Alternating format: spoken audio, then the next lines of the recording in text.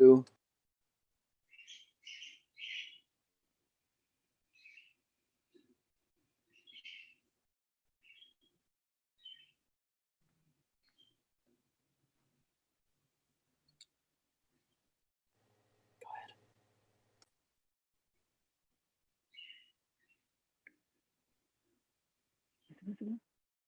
I thought you were starting.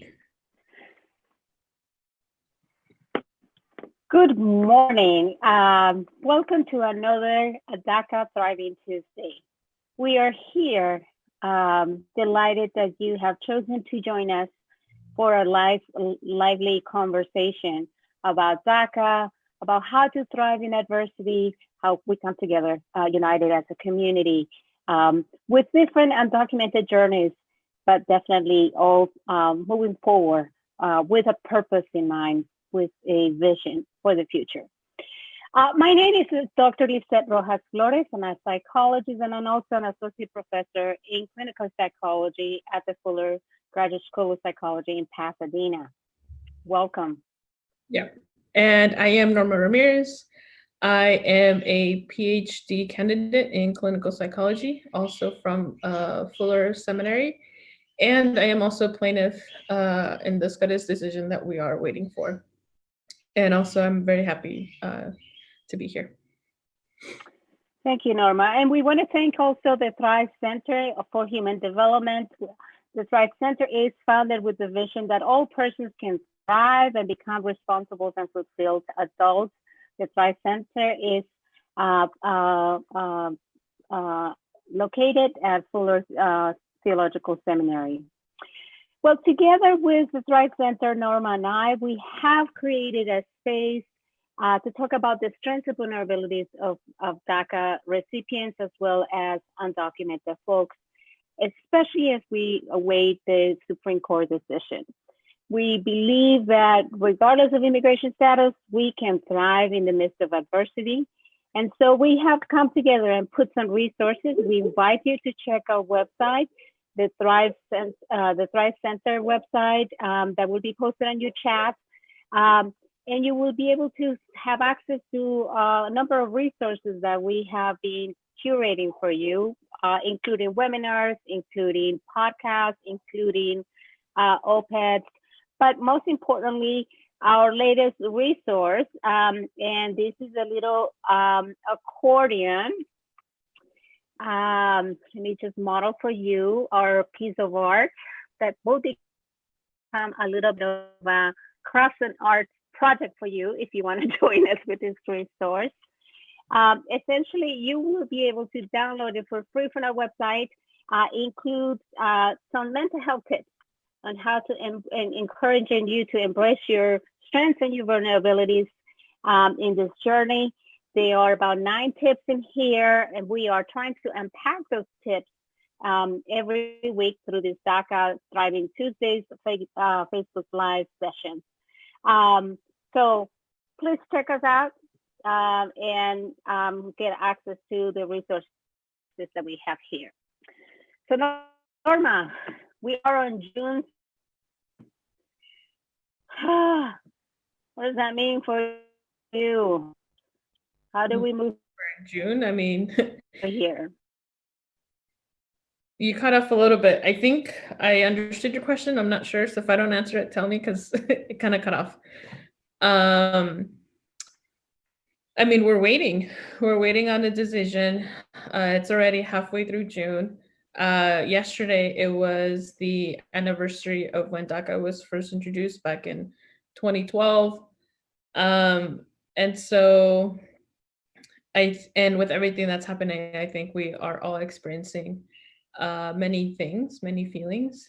And we have potentially something like two more weeks. Well, this Thursday, the following week, and the end of week of June. But it's a potential that we still have July, that they could extend it to July for decision. So we really don't know what to expect.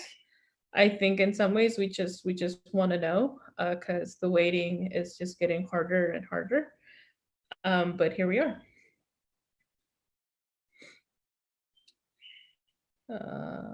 I can't tell if Lisseth got dropped or if I got dropped.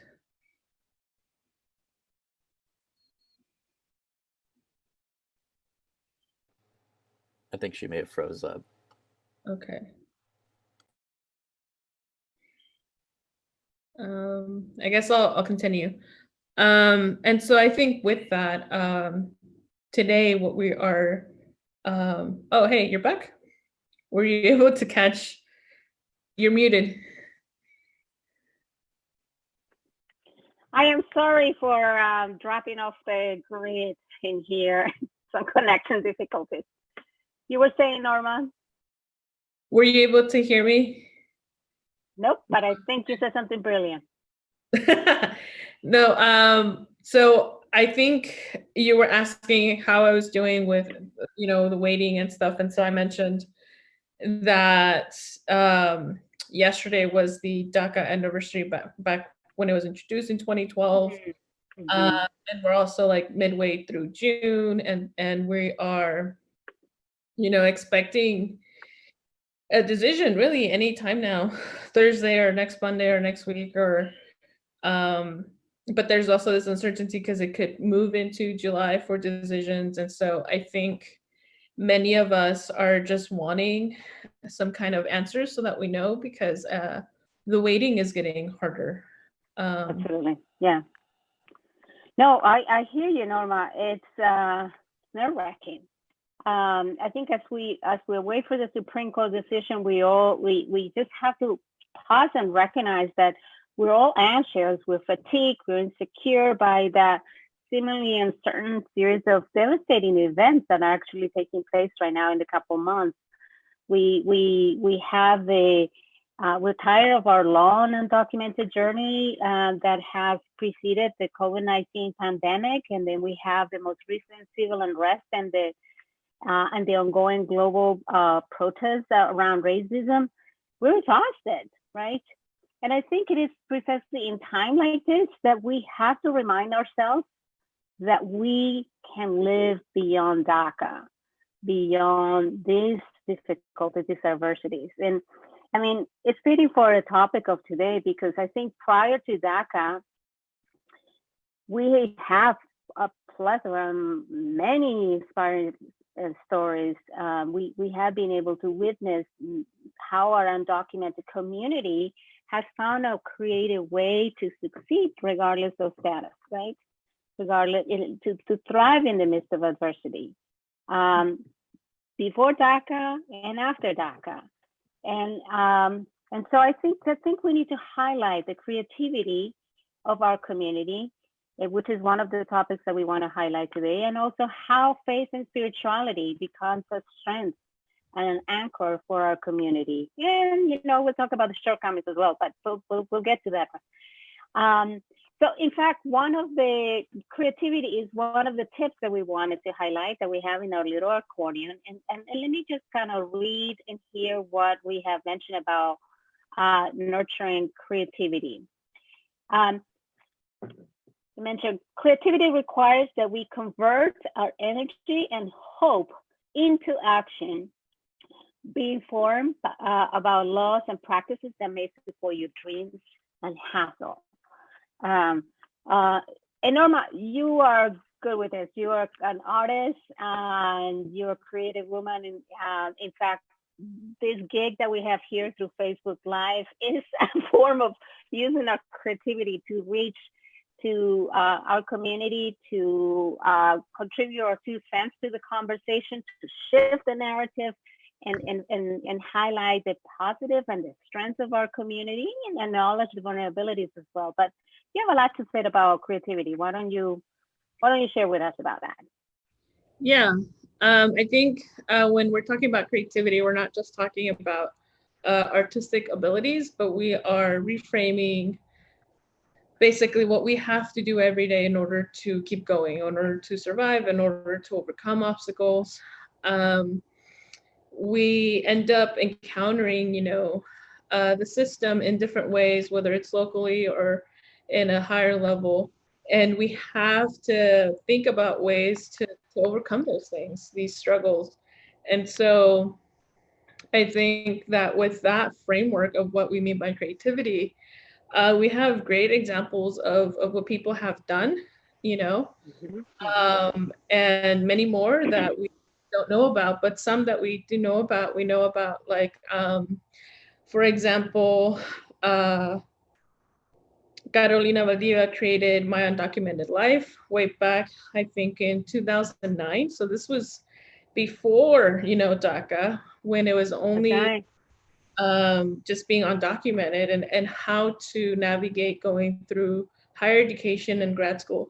And it's a blog that has evolved throughout the years, and now is more people with and without DACA that have gone through higher education. There's contributors from different fields even. And so that's one way that— And by the way, you have, I have to say that you have recently contributed in a blog. You wrote a blog with Carolina, yes, around DACA yes, and undocumented. and someone else, Diana. And Yes. it's a guide as we're waiting for a decision with DACA, what schools can do, and also highlighting mental health for this population. And I think we also have several people who have opened, you know, their online stores as a way to connect with the community, as a way to contribute to the narrative about being undocumented in a way where it is, you know, their story and not a narrative that is being put on them. And so different online stores have done this differently, while also creating art for, you know, social justice. And most recently, I started hearing about the undocumented filmmakers collection, collective. Sorry, not collection, collective. And so these are also, you know, filmmakers who are undocumented, who are creating stories, again, with owning of the narrative, instead of, you know, big companies coming in and imposing their narrative and what they think our community is like. And so these are just a few examples of the many ways in which people have contributed and thought of creatively to move forward and to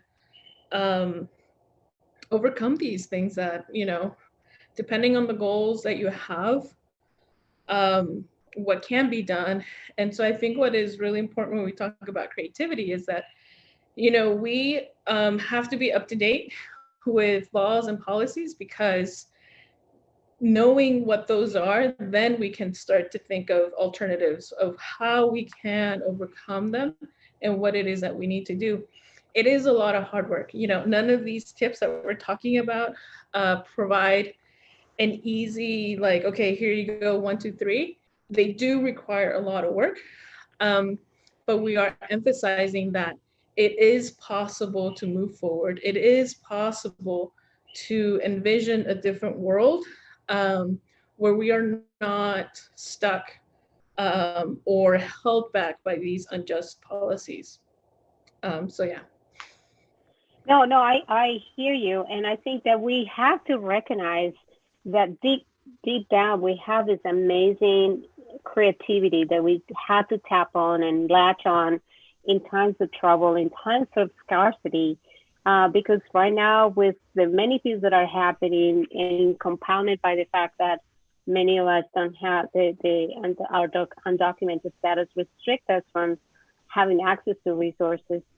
It is, you know, by tapping into that creativity, that inner strength, that will help us to move forward, and to prevent and bypass many of the obstacles that come along the way. I am always inspired by the entrepreneurial spirit of many of the DACA and undocumented folks, and I think we need to honor that, and we be reminded that that cannot be taken away. and to really embrace it and nourish it, because it is an asset, it's a strength of our community.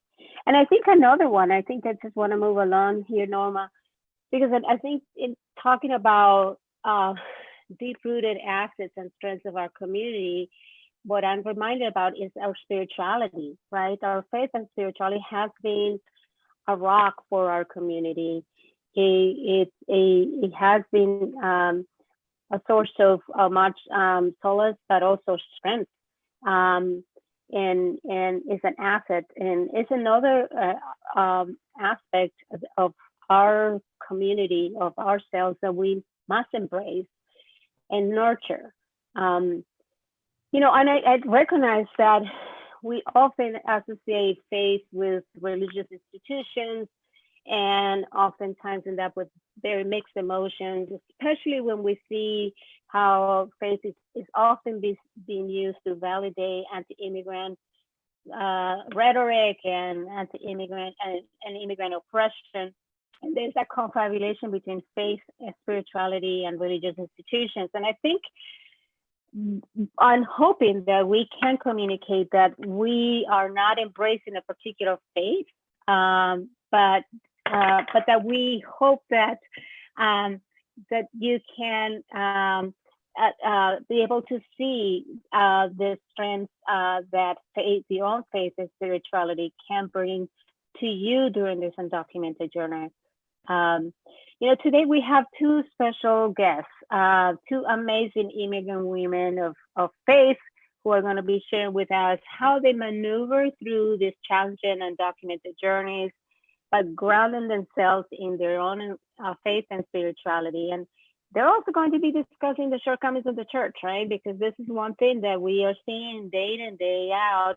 And, you know, most recently we have the administration holding a Bible in front of a church in the midst of a huge protest. And, you know, it leaves a little bit of a sour taste in your mouth when you associate the Bible with justice. And I think we need to talk about that. You know, clearly our guest speakers are Christians, and I think we need to recognize that they're both Christians, and they're going to be talking a little bit about their how their faith helped them. But there's more than but we recognize that faith can come in different ways. Spirituality can come in different ways, and that can be a source of centering and giving purpose, meaning, and a healthier appreciation of your own worth. Right. Yeah. So we can hear from them now. You want to go there now? Okay, we'll go there now. We are going to have now our two guest speakers join us in a conversation, very lively. We welcome you as you hear this pre-recorded interview to post your questions, your comments on the chat, and we'll be trying to answer some of them at the end of our Facebook Live, or we'll be able to follow up with some resources and comments on our website. So here we go. We are delighted to have with us two guest speakers, two amazing women who are going to be sharing with us today. And we have Jennifer and Julie, and we're going to let them just present themselves and introduce themselves in this DACA undocumented journey and who they are. My name is Jennifer Hernandez, and I was born in Guatemala, and I moved to the U.S. During high school. I've been a DACA recipient since 2013, and I like to say that I belong to a mixed status family. There are U.S. citizens in my family, there are undocumented individuals in my family, and there's also DACA recipients in my family. And I also like to say that I belong to a mixed faith family as well. Some of us are active members of a congregation, while others have taken a step away for good reasons. So that's a little bit about me. Thank you, Jennifer. Appreciate that. I'm Julie. I was born in Korea. I came to the States with my family when I was a little girl. I was 4 years old. I have lived in Los Angeles, or more or less in and around Los Angeles, for the past 20-something years. So I'm a pretty proud Angelino, in addition to a pretty proud undocumented immigrant as well. Yeah, that's me. How has your faith journey been as an undocumented individual? So I didn't grow up in a Christian home per se. I started going to church when I was 14, and the reason why is because my grandfather had passed away, and so I was looking for something greater than me to help me cope with the grief. And so I found some refuge in a Pentecostal, really small Pentecostal church. And then when I moved to the U.S., I encouraged my mom. She wasn't actually going to church. She didn't consider herself a Christian. But I said, we need to go to church. And so I convinced my mom and my sisters to go to church, and we started attending a Pentecostal church as well. And so that's a little bit about the beginnings of my journey. But I think what has helped me and is helping me these days is a passage from the scripture. It's in Philippians 2. It's helping me to cope with, the uncertainty and the fear that I've been feeling as I wait for the Supreme Court's decision. And so I wasn't able to go to the DACA hearings in DC when they happened. So, but I went there the following weekend. I wanted to be there, and I wanted to pray there. As a Pentecostal Christian, we believe that prayer can move mountains. But I envision, people confessing the lordship of Jesus as lived in his life and death and resurrection. And he was a person who was restoring and healing people who were marginalized and ostracized by society. He brought them back again to the community. And he also challenged notions of power and authority. Where does the power resides? I think it's pretty clear from the Gospels that it resides at the margins. And it's not with the powerful and the rich. So, and I think for me also this Jesus advocating for a new way of life, a life where our aim is to holistically care for everyone, to care for the neighbor, for the orphan, for the widow, for the stranger, the foreigner, everyone, including the earth, including creation. So that's what as I was praying, right? I wasn't thinking about Christians, taking over. But this sort of new way of life where we are called to truly love God with all that we are, but also love our neighbor as we love ourselves. And that question of who is my neighbor, Jesus is like, it's not as simple as the person who looks like you, but perhaps is someone who doesn't even look like you and who is a stranger, a foreigner, who doesn't necessarily practice what you practice and believes what you believe. So that's what has helped me a little bit these days. Well, Jennifer said reminded me a lot of my experiences in DC too. I think ever since 2016, which is already 4 years ago, which kind of blows my mind. I've been in DC several times as well. I think there was this catalytic moment in 2016 that just mobilized a lot of undocumented folks, and we had a lot of reason to be there, But one of the things that I was reminded of, and this is one of the things also that helped me as an undocumented person of faith, was the Beatitudes. Really simple. One of Jesus's first sermons, documented in the entire Bible too. And in it, he doesn't say, if you're rich, you're blessed, right? He completely flips it, and he says, blessed are the poor and the meek and those who mourn. And he just completely kind of changes the paradigm of who we find respectable. And interestingly enough, I don't think that my faith helped me in being undocumented so much as my being undocumented helped my faith. It was this really interesting. It was this back and forth kind of creative process where being undocumented gave me a faith that, I don't want to toot my own horn, but I think that isn't more in line with the Beatitudes, you know, that kind of person, the profile that Jesus gives us of the ones that he blesses. So yeah, my faith has, it's grown a lot through this experience. And, you know, I'm kind of cautious about trying to find silver linings. You know, I don't want to say, well, this is one good thing that came out of this experience, because then sometimes I wonder, do I do that at the expense of acknowledging just how terrible it was? But at the end of the day, on this side of the experience, I can say that there's a person, there's a God who says, I am his loved one, you know, because of these things.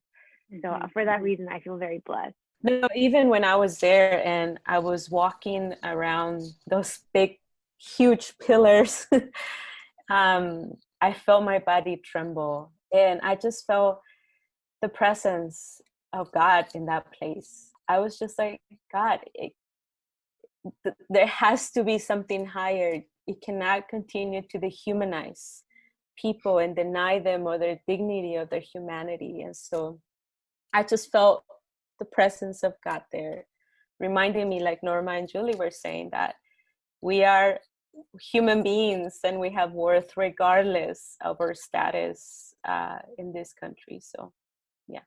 And I think one of the ways that my faith and my Christian faith, let's say, and my undocumented life kind of come together is the fact that we're very communal people.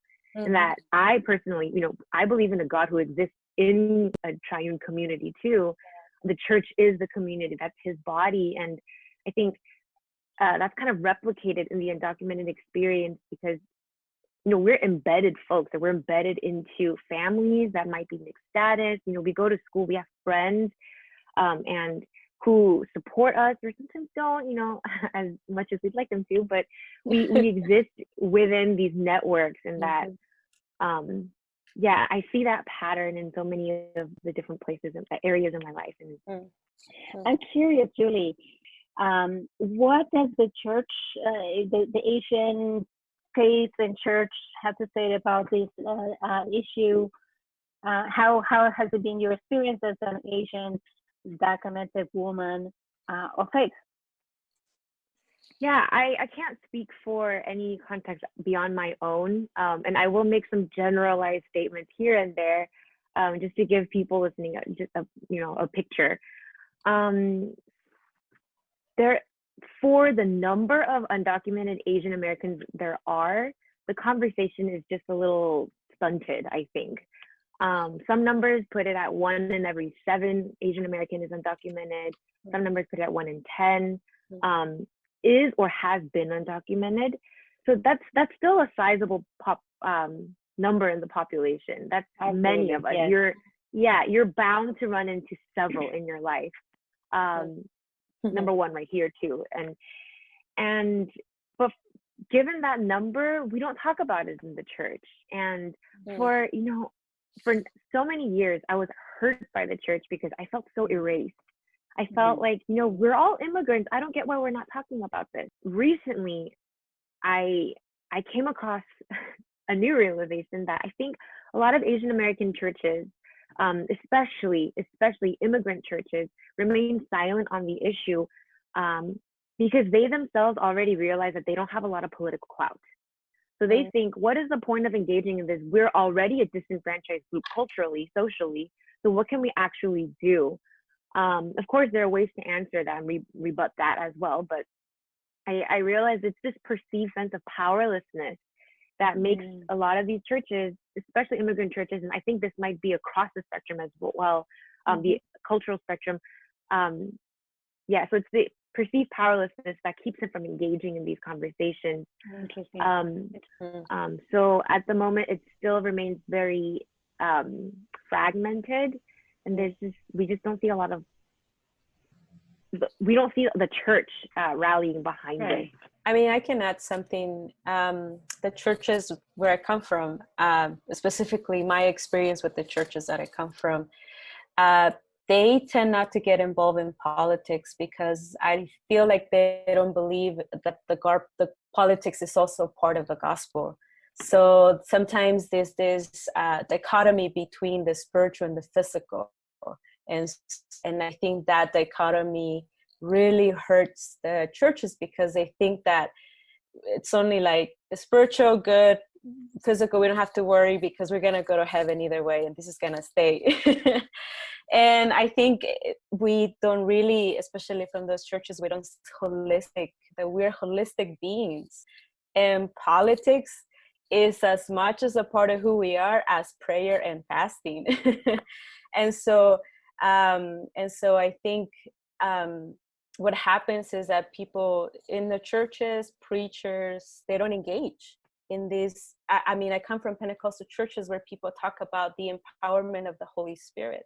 The Holy Spirit calls people to preach, to lead, empowers both women and men, children, youth. So there's a lot of power that moves in the church, but I think they think that it's only within the inside, the walls of the church. And I wish, and I wonder, what it could happen if that power could get out and spread and touch politics and touch society in a way that, and also for them, for immigrants, especially immigrant churches, to read the Bible from their experience, to stop reading the Bible from colonized theologians and ideas of faith and how to read scripture. And I wonder, and for me, that's, as an undocumented person, I read scripture and I see my faith through my lens, through my experience. And that's how, when I read the Bible and I see margins and all of this, is like, yeah, this is the community, this is us. But I think sometimes, for the church, it needs to expand their imagination and see that we are holistic beings. But there's also a huge challenge when people can't see beyond the four walls of the church. So just a little bit more about that.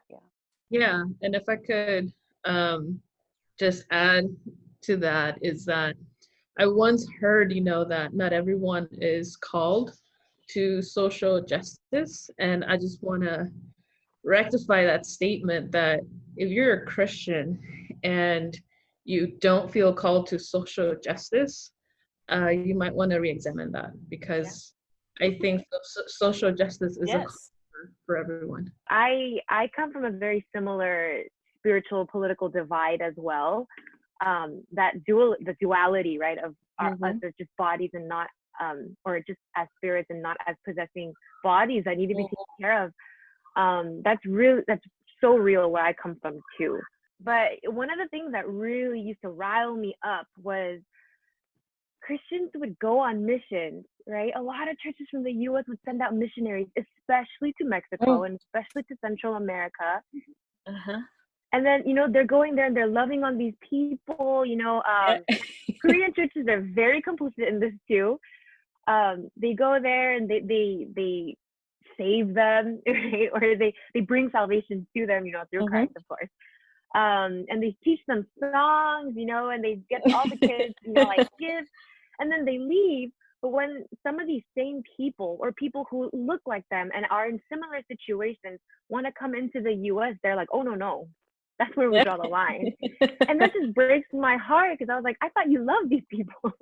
And so don't you want them to be where you are, especially if they're coming here on the pursuit of the same things that you have here, Where does our love end? Where does the love of Christ that you are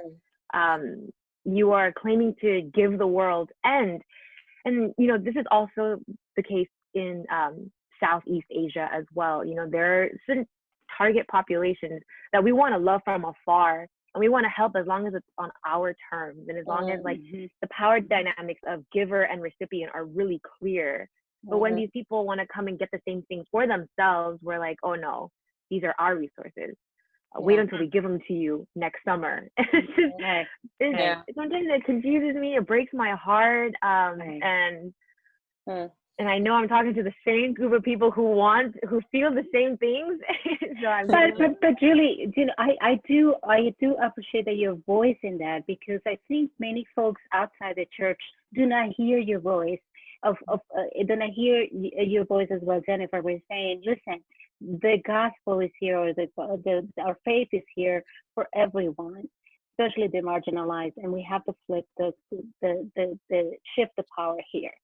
And you're highlighting, you know, the fact that it really propels you to move forward and it grounds you, but at the same time, your faith, and at least in the context of the institution of the church, has many problems, right? And it becomes an obstacle and a challenge. And so I think that's very important, because one of the things that we're highlighting in these conversations is precisely that we are more than just our, you know, that our, the way we cope in this moment in kind of uncertainty is embracing the fact that we're holistic beings, that we have feelings, that we have, you know, that our mind, our soul, our heart, our health, our mental health is all intertwined, and that we have to attend to all those aspects to be able to cope, and that we're not, you know, just one thing in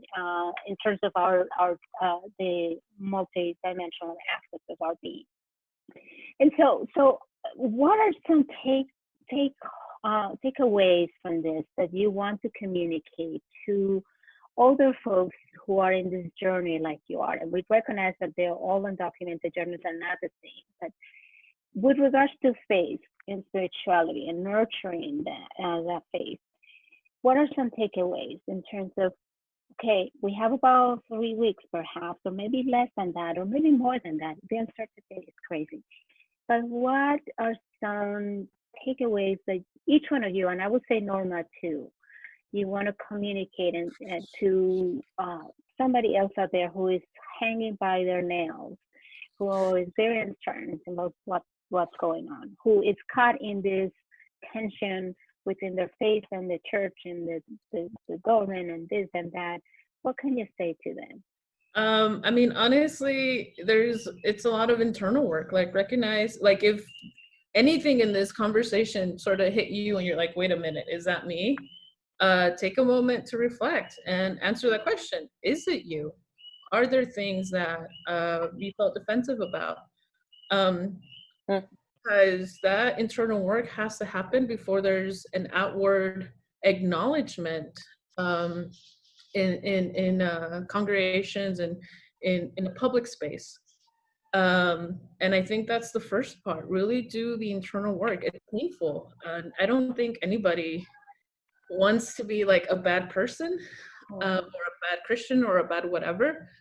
And so that's not what we're talking about. What we're talking about is how we have fallen into these narratives, into these ideas about others, in this particular case, on the undocumented community.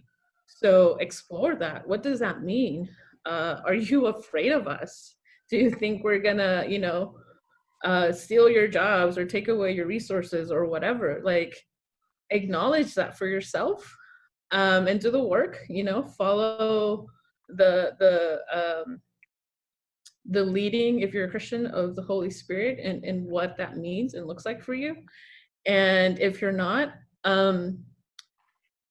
really reflect and make the effort to know people who are not like you. Make the effort to connect with other communities, because I think that we need the information, the knowledge that comes from experience, that we can't just get from reading a book, that we can't just get from listening to, you know, a webinar. We need the lived experience, because that's where we really find God working, of whatever faith you are. I think that's where we find it.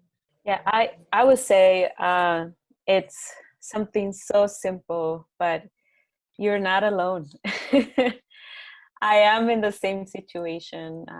Julie and Norma and a lot of us are in the same situation. We feel fear. We are afraid. We feel uncertainty. And yet we also hold on to our faith, whatever that may be. And we also, so it's like this tension between courage and fear. Like this like back and forth. I always tell people I'm between courage and fear. So I live somewhere in there. Courage that I know I am a valuable, I'm a human being, that my worth is not on a status or a country or whatever, or money or power. But I'm also a human being that happens to live in this world and depend on laws and all of this. And so that you are not alone, that we are with you. You are not invisible. And and we feel what you're feeling, and know that there's communities. And like Norma said, find a community where you feel, when you enter into that space, you're like, this is me. This is who I am. And try to avoid those spaces where that doesn't happen, because you have to save your energy as well. Yeah, two communities of faith that are working on how to receive this message. I think I'm always reminded of Jesus's way of dealing with the law. Jesus healed on the Sabbath too. He was able to suspend certain laws when it meant saving someone, loving on someone. You know, he was, because he understood the spirit of the law, right? What that was intended to do. So I think a lot of communities of faith, they're not always, you know, I think there's like a 1% population who are just like actually don't want people here. But I think the majority are just trying to be obedient to a law that, in, you know, their interpretation of a law, which says you have to submit to authority. If you're here illegally, then you are not submitting to authority. But I just want to encourage you to live, to model yourself after what Jesus did, and, you know, not put weight on one scripture without looking at the whole message of Jesus, which is that he came to love and he came to save, and he did not base that based on who was deserving and who was not, you know. And similar to what Jennifer said, if you are a directly impacted person, like the three of us here, yeah, you're not alone, but also there are people fighting. And what's beautiful is that we have so many people in the struggle that there's a staggering going on. When you are tired and you need to take a step back, there are always people who are going to pick it up for you, pick up that slack for you. There's always a movement. It's moving forward, regardless of whether you are a part of it or not. But I will say there is liberty in joining the movement and in being part of these conversations and in keeping up. There's also a lot of stress that comes with it too, I'll acknowledge, but there's a fight for your life, and there are people, allies who stand in solidarity, like Dr. Rojas too. So, you know, be encouraged. Be encouraged. Thank you again for joining us. We are blessed to have you with us. Thanks. Thank you. Yeah, no problem. All right. Well, that was a very lively, very complex conversation, which could have gone on for hours, but obviously we couldn't continue to do that. But we do encourage you to post your questions, to engage in these discussions, because I think these two women of faith really highlighted very important takeaways for all of us. I think for me, one of the comments and one of the takeaways is the convening power and the healing power of faith communities. I mean, clearly they spoke from their respective faith positions, which is Christians, but we do know overall that faith communities have that convening and healing power. I think Jennifer mentioned about living in courage, between courage and fear, right? And so the faith community can give you that courage, that unity, that voice, that platform to raise the social justice agenda and advocate for the immigrant community, our community. But also the faith community and your faith can help you fight against the fear, push against the fear, which is a very normal reaction in uncertain times. But to allow you to talk about it, to recognize it, to name it, but also to put it in perspective in light of all the things that are happening that can support and nurture your soul in times of uncertainty. I don't know, that struck me from this conversation. What about you, Norma? What are some takeaways from this conversation? Yeah, I really appreciated that Julie brought in the intersectionality between her immigrant status and how it affects her faith, Mhm. which I think it's something that we also don't have a lot of conversations about. And I think related to that, I mean, I think we as communities that are marginalized, that are disenfranchised, we understand, what Jesus was talking about at a very visceral level. And what does it mean to love your neighbor? What does it mean to choose love over fear? I think that's really important. And I think also just how our faith can go against the social political narrative about our worth, that um, that there's this God that loves us, as we are, for who we are, that can help us challenge these beliefs, these messages that we really get indoctrinated with, which I think is really important. And in none of that dismissing or setting apart or looking away from what national politics, the anti-immigrant rhetoric that is produced, and in conjunction with the Bible, that the Bible is used as a way to support unjust laws. So it's all a very, like you said, a very complex conversation and issues that are being brought up. But I think they're great to be talked about so that we can be able to use, our faith and our spirituality, but also what does this look like in the bigger context. Yeah, no, I agree. And I really appreciated the transparency of these powerful women talking about not only the strength that their faith and their spirituality has given them, but also lamenting the shortcomings of the faith institutions that have not been able to voice clearly, to take a stance for the immigrants. Again, going back to not embracing that convening and healing power of a faith community. That was very powerful. And I think we need to acknowledge that, particularly as we see day in and day out how faith and religion and the Bible and any other symbol of faith have been used has been weaponized almost as a weapon against immigrants. That we have to kind of pull those layers and find the core of the faith that's really meaningful, that really grounds you and gives you a purpose in life, a higher purpose in life, which is very important in this moment in which we are. Our undocumented journeys, with all the uncertainty, can lead to an existential crisis, right? Existential crises are hard because they put you in a situation where you're questioning the meaning of life, the purpose in life, what's going on.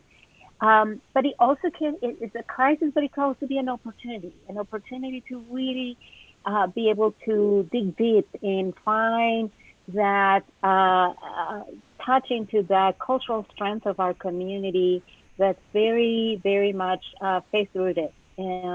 And that draws strength from faith for healing, but to also to move forward, to advocate, to fight for rights, to come together and embrace one another. So I was encouraged by that, by a much more honest conversation about what faith is about and how it can bring healing and support in a time of difficulty such as the ones we're living in.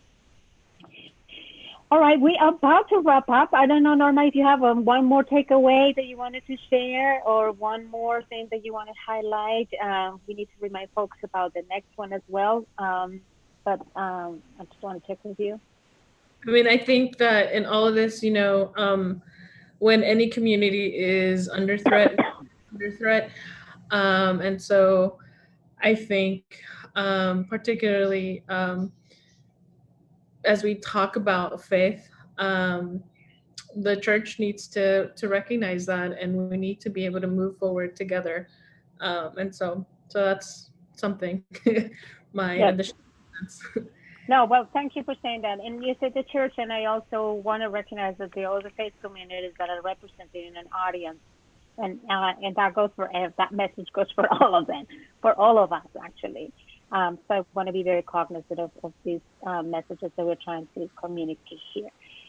Well, thank you so much for joining us. We could definitely continue talking about this, but we are going to be posting on our website some resources for you to expand the conversation, to encourage you to think about these issues, to nurture your faith, to nurture your creativity.